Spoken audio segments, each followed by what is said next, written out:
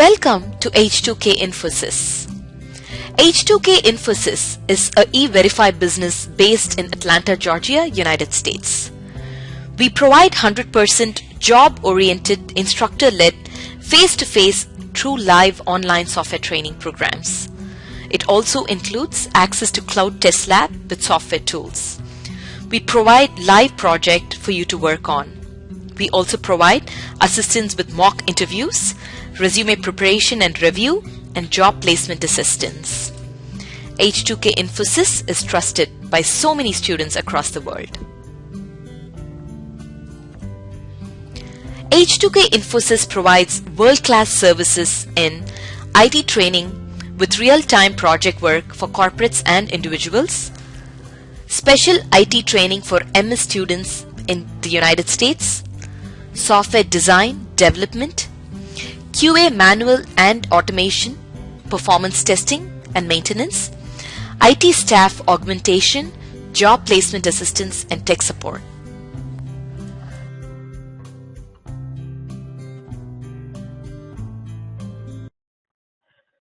So here in get instance, you will verify whether the static variable, whether your static instance is available or not. If it is available, if it is not available, then go and create an object for your session factory.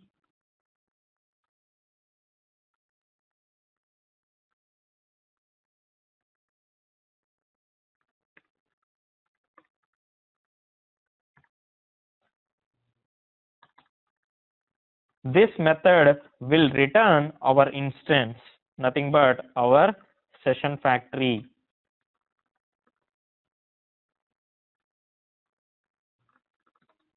Return your my session factory object. This is a static method. That means this can be called based on my session factory dot get instance method outside the void.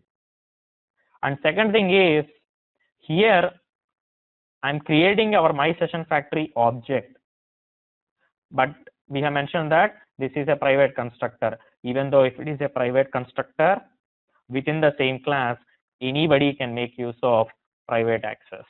There won't be any restriction if you are using within the same class.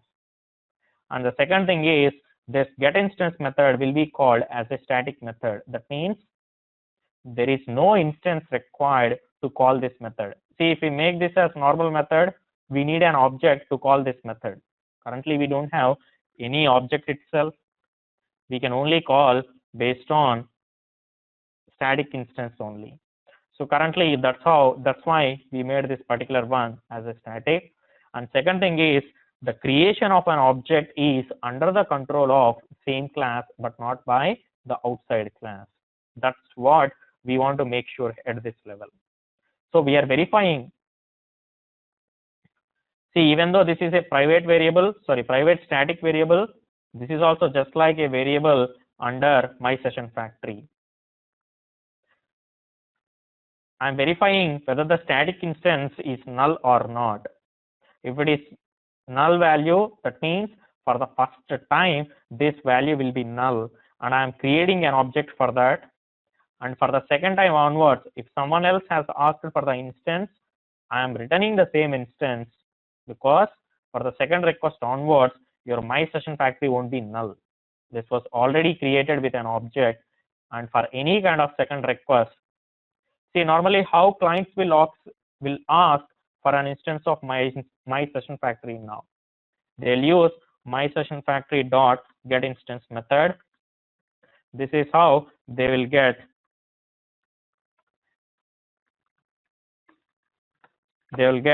the object for your my session factory. When they call get instance method, you are going to verify whether it is for the first time or for the rest of the times. So if it is for the first time, you are going to create an object, and if it is not for the first time, you are not going to create an object. You are simply going to return the same object which got created for the first time. That means you are going to maintain only single object for your my session factory.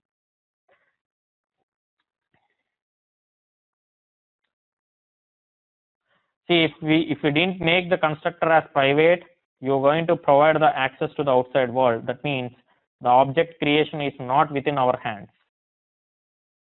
Currently, we are restricting the users to not to call the new object. Let me write a simple example, then you will be able to understand.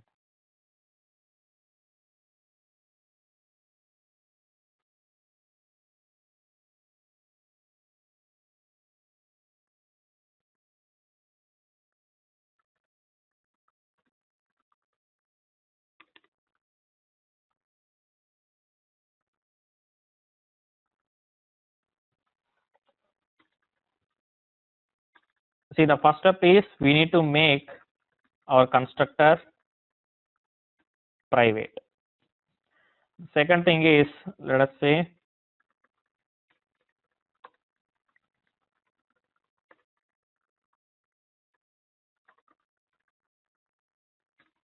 next one is we need to declare a private static variable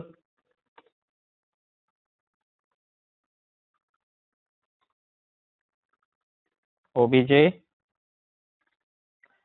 and once after that we need to write public static get instance method. This will return our object, but before that we need to verify whether object is null or not. If object equal to null, then only create an instance,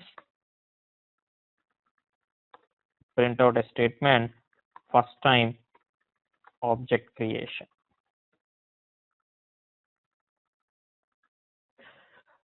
So now come back to some client code.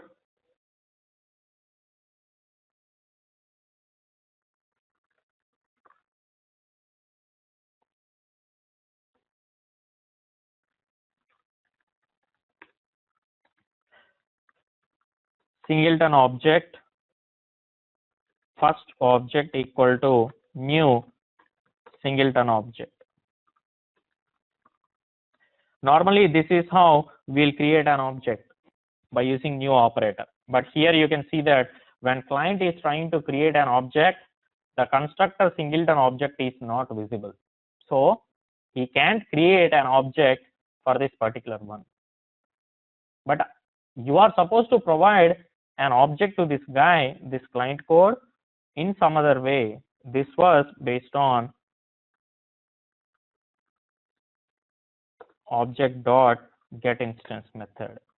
Your get instance method is responsible for creating an object. If you didn't make your constructor as private, you are providing external access outside the singleton object class, which is not our intention.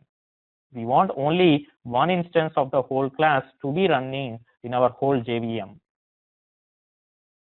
So that is why we have specified the get instance method. And now let us print the object. First object plus first object. Now create one more object.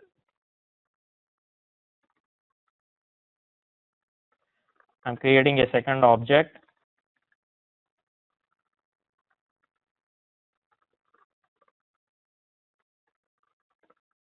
Second object.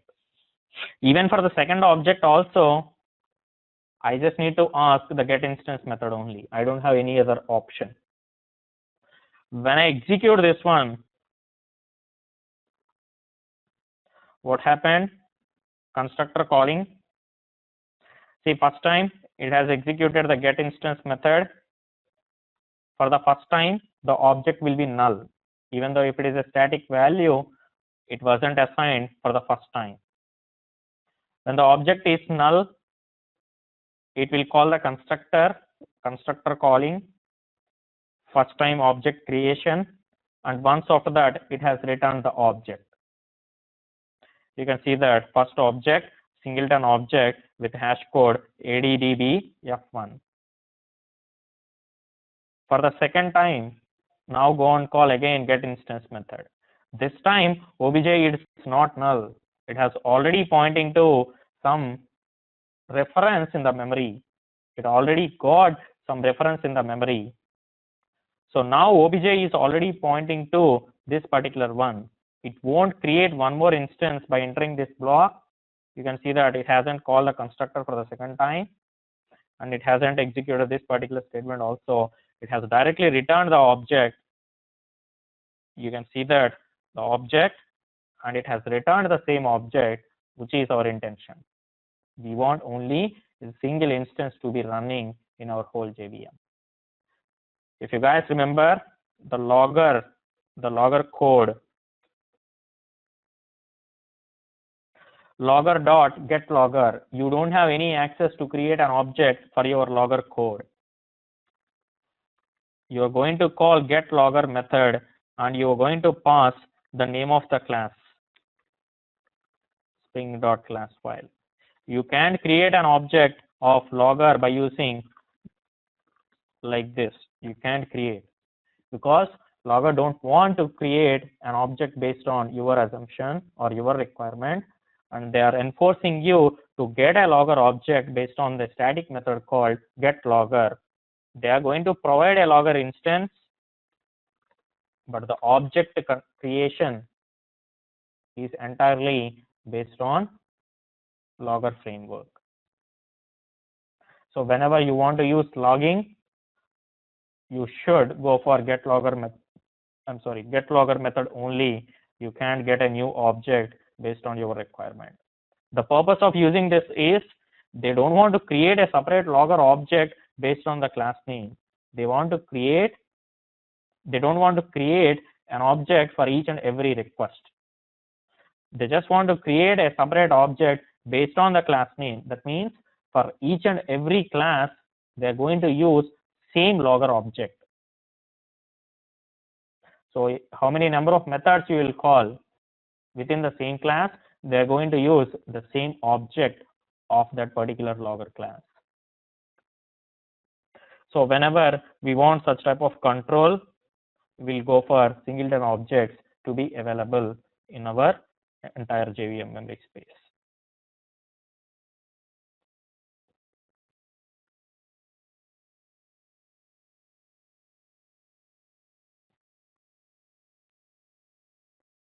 You need to verify that in Google, Jitin.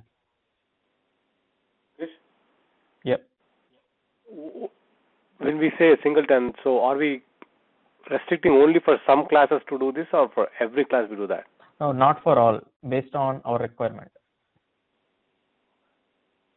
See, for logger, why did they choose to create only a single object? Because there won't be any necessity to create a separate object for each and every request when you are handling the logging mechanism for the same class.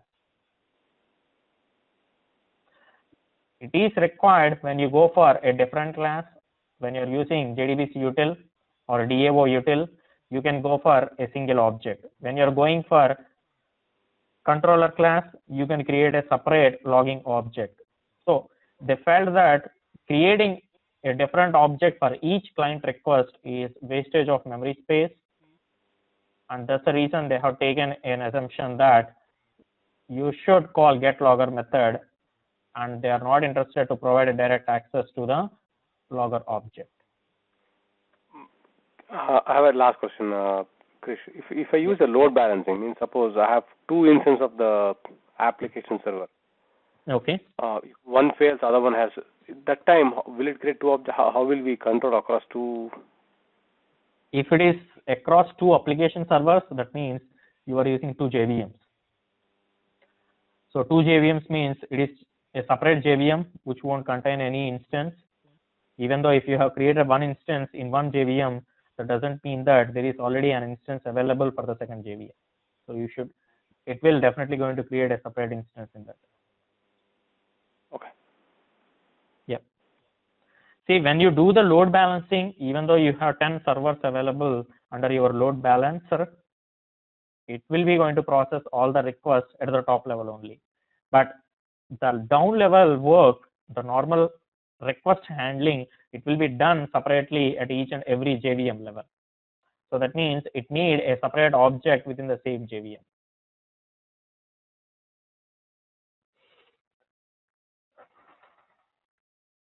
The next one, MVC pattern, which is nothing but your model view and controller pattern. We have already seen when we have discussed about servlets versus MVC pattern. What are all the advantages that we can get when we go for MVC? Your controller is just like a passage which will take the model data and it will pass on to your business logic. And also once your business logic has decided whether it is success or failure, based on that, your controller will simply forward the request to the actual view. So we are not going to discuss MVC pattern again.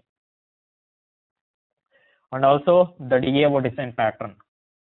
DAO design pattern, until now, when we are writing Hibernate code or JDBC code, we have written the database access in a separate class. So that when we want to move from one particular layer, when we want to move from Hibernate to Ajax, you can just remove the entire Java file and you can integrate with another Java file. No need to go and search for the code. If you have integrated your processor code and the DAO code, then it will be like an hectic process to decompose the whole code and modify the code with respect to Ajax. But if you follow the DAO design pattern, nothing but writing the CRUD operation access in a separate class file. If you follow that pattern, then you can easily decompose your code and you can easily integrate with Ajax code. So normally your DAO class will end with DAO name. Let us say if you are using employee class, employee table, the file name will be employee DAO. If you are using address DAO, there should be a dedicated class file for each table access. You can't write the CRUD operations combining for 2-3 tables within the same class file. That is also one more requirement.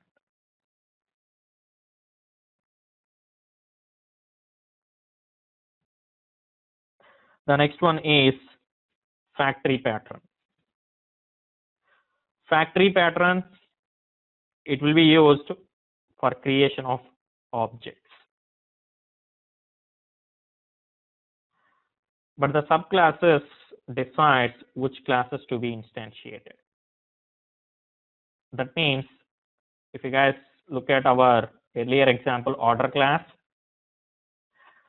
we are going to decide based on the string value which was submitted by the client, whether to go for and create a new order, change order, or delete order. It will be entirely based on a string. And on the left side, you are going to specify your superclass reference. On the right side, you are going to decide whether to go for a subclass object. Either it can be a new order, delete order, or change order. So to have such type of capability, just like an example we have mentioned, normally every framework, any framework, it will follow factory pattern. Now, when you go for XML beans, it consists of XML bean factory. Application context, you have class path XML application factory, I guess. I didn't remember the exact class name. So normally the creation of an object, this will come under structural pattern. It will be decided by the subclass. So when you are creating any kind of order also, it will be based on either you will choose a new order, change order, or delete order, entirely based on the form submission. So normally we'll follow an interface approach. So that's the reason we need to follow an interface approach, because we don't know until the runtime which object needs to be instantiated. That's the reason we should write the code for the standards on the left side, and on the right side the instantiation will be done at the runtime only. The next one, facade pattern. Facade pattern, it was used in Adobe Flux systems. Adobe Flux, they have followed facade pattern strictly, and the handling of the code, as you can see, that hides the complexity of the system and provides an interface to the client from where the client can access the system. So whenever you are writing a standard, just like your JMS also, it is just like a specification defined by your Java. So Java spec has specified that you are going to write a connection factory and you need to get a connection, and after that you are going to create a session, and once after that you are going to establish the connection to the JMS provider. So even though if you write the JBoss application server, if you write for JBoss application server or WebLogic application server or WebSphere, you're going to write the code for the standard only, nothing but on the top level spec. The implementation level, it will be different. So the topic connection factory implementation, queue connection factory implementation, it will be done by each and every application server, and they are going to have their own class files for each implementation. But as a client or as a user, you are not bothered about how these guys have implemented the code. So the handling, the whole handling was done by the application server. See, for WebLogic, they have created a class called WL connection factory. For JBoss, they have created JBoss connection factory. For WebSphere, they might have created something else. As a client or as a JMS spec user, it's not required for you to know the inner level details. And that's the reason we are discussing from the beginning onwards that we are supposed to write the code only for the standard, but not at the lower level. So these guys, they are supposed to follow the facade pattern. Even for your connection class also, java.sql.connection class, each and every driver manager, so each and every driver, they are going to write their own implementation. So for Java to MySQL connection, they have the class com.mysql.jdbc.driver. For Oracle, they have oracle.jdbc.oracle driver. For Postgres, they have something else. But as a user, we just need to get the connection by using the driver. That's the only our intention. We don't need how these guys have implemented the code. The next one is proxy pattern. Proxy pattern, we have used the proxy pattern when we have discussed about Hibernate get and load method. The get method, it will send an immediate request to the server and it will fetch the whole object, whole session object, and it will store that in our employee. But in case of load method won't send an immediate call to the database, but it will create a dummy object and it will make it available. It will just like a dummy object, nothing but it will create an object employee emp equal to new employee, and it will provide that as a response to you. It won't call or it won't make a database call by using Hibernate. When it will make a call, it will be when you actually need the data. That means when you call employee.getEmployee ID, get employee name or salary designation. So any kind of data when you need, then only it will make a call and it will get the data. So in case of multiple objects, when we are having a relationship, many to one relationship or any of those kinds, if we mention lazy equal to true, it won't fetch the data corresponding to address object until and unless you call getAddress.getCity or getState or getZip code. So you can defer the database retrieval the database query call until and unless it is actually required. In our JSP, if we didn't require, it won't make an extra call to the database. That means it has reduced an effort of making a database call. So that will be based on your proxy pattern. Whenever the creation of an object, see, when you're writing a relationships, if you have 1,000 classes, and if one of the classes is referring more than 10 or 20 objects, let us say the table is only used for reference purpose. So the actual object creation or actual database call, you can defer until and unless the object is required. So in case of reference objects, so making a call and getting the information is kind of an expensive. So in that case, you can go for the proxy pattern. That's what Hibernate has implemented. The last one, business delegate pattern. Business delegation, this is also strictly followed in terms of Flux code. And that's what we have followed from our servlets code onwards. We have written a middle layer in between our servlets and DAO access. We have written a processor which will perform the actual user validation instead of us doing it our servlet level. That means you're going to ask, the servlet will be going to delegate the response to our processor to validate whether the username and password are matching with the database call or not, because your controller was not supposed to do any kind of business logic code. It should be with respect to our model layer only. That is our MVC design pattern. So when we are following that, we are supposed to do the validation at the DAO level only. But if we follow DAO design pattern, our DAO was supposed to be responsible only for CRUD operations. It's not DAO responsibility to perform the validation. So that means there should be a middle layer, a middle class, which will perform the validation. That's how business delegation has came into the picture. And your business delegate pattern suggests that whenever you want to process servlet to your DAO access, don't process directly, and there should be a middle layer, just like your processor class needs to be available, and the delegation is followed by your business delegate pattern.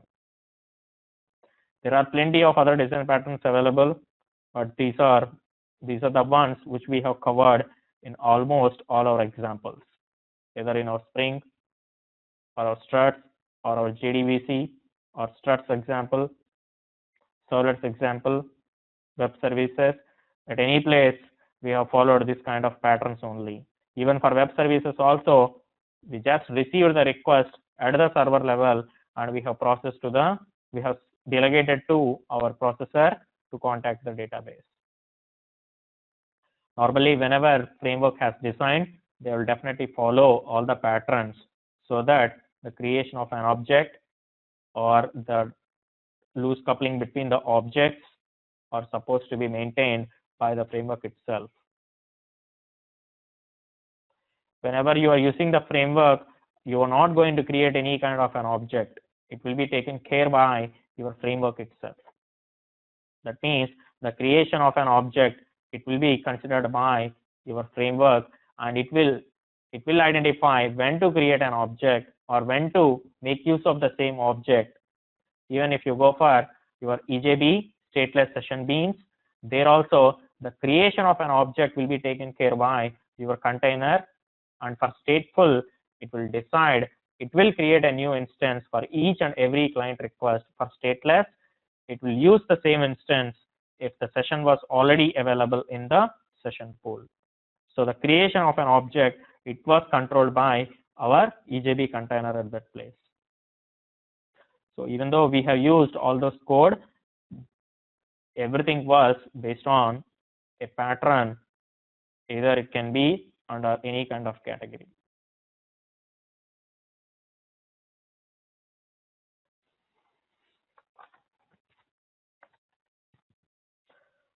Let me know if you guys have any questions.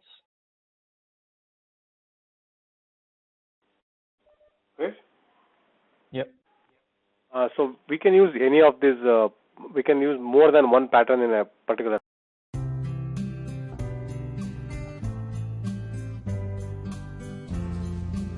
So many of our students have given testimonials on how our training programs are. You will find them on kudzu.com and on our website h2kinfosys.com. On our website h2kinfosys.com, you will also find more detailed information on who we are, the courses that we offer, what each course covers. Also, if you're interested in a demo program, please register on our homepage on the left-hand side. Just give us more information about yourself and we will send you a link for a demo class. The demo class is absolutely free. Experience our commitment by just attending an orientation workshop at no cost. Our team of faculty and advisors are here to guide you with the right information.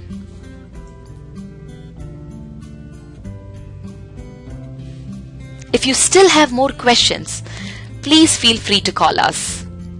Call us at 770-777-1269. This is a United States number. If you're calling from the UK, call us at 020-337-17615. You can also email us at training@h2kinfosys.com or h2kinfosys@gmail.com.